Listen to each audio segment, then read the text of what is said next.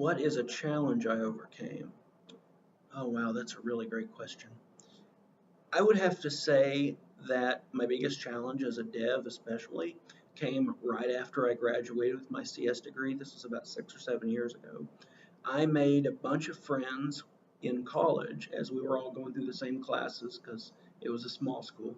And we all got a job at the same place, most of us anyway, around the same time. So we were all sort of getting our feet wet as developers at the same company. The thing was, the languages that we used and the frameworks we used in college were not what was in use at this company that we came to. This company was a Java shop, and none of us had worked with Java before.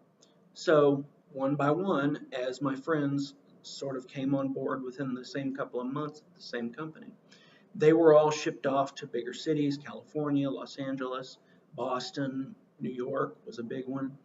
And they were sent off to these weeks or months of Java training. The thing is, though, because I'm disabled, doing that is not quite as easy for me.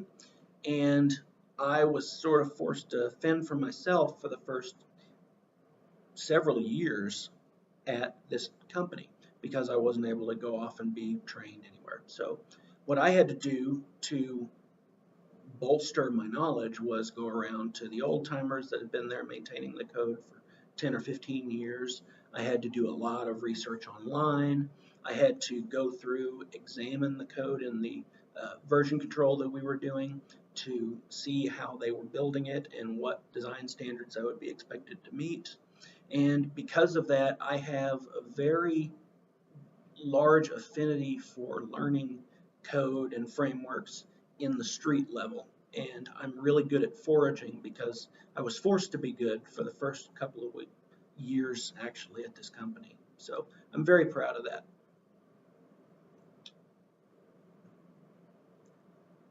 All right, this one is tell me about a project that I'm proud of. And side note, I love telling the story of it. I've told it many, many times in the last couple months as I do job search. As I mentioned in my previous emails, I'm pretending like I've been emailing these people. I used to work for a multi-level marketing company, and one of the places I spent most of my time doing engineering work was in the suite of reporting tools that these people used in order to get business intelligence, CRM kind of information, and analytics about their field, about the place they live, about where people could be sold to, et cetera, et cetera. And because I had been maintaining it for several years at this time, they knew when they needed something important, they come to me because I can deliver. Anyway, they said, we're going to build this new reporting suite inside of this other reporting suite. We're going to do it from the ground up, and we're going to do it in the next couple of months. So for several months, I ate, slept, and breathed this sub app in our existing app. I coded it from the bottom up, and in addition to how interactive, data-driven, and rich it was, I am especially proud of the hours I had to work and the fact that I was never really off call for most of the summer a few years back.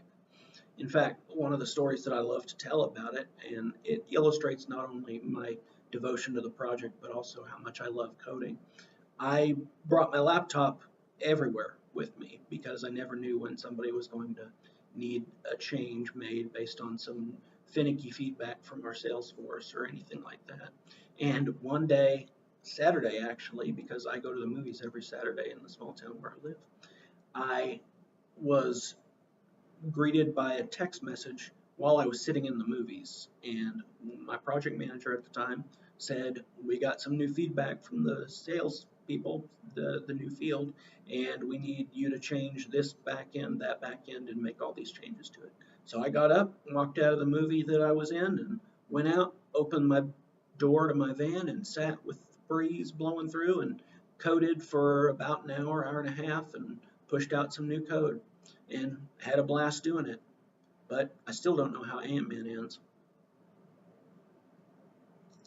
All right, finally, a conflict.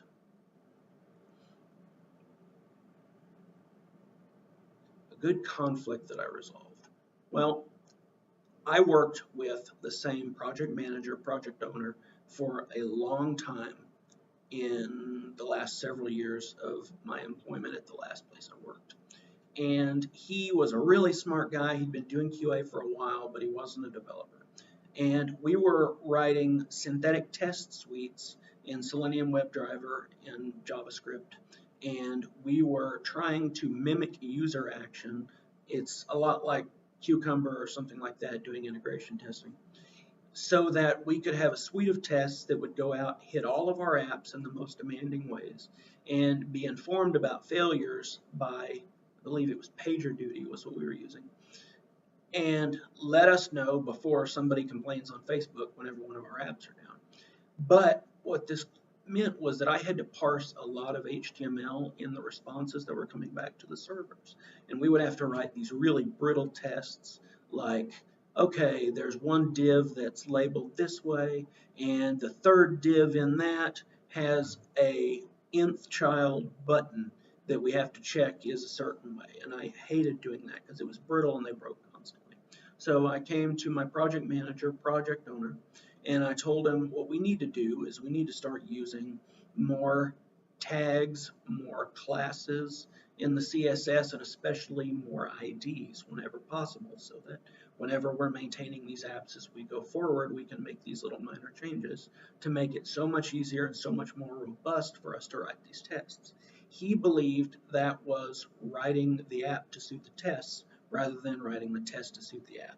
But that kind of goes against TDD, and I was in a rather heated debate with him about it, and the way I diffused it was bringing him over to my computer, and I sat down and I explained at a high level how the CSS classes and the nesting worked, why the latter was not good for strong tests and why the former was.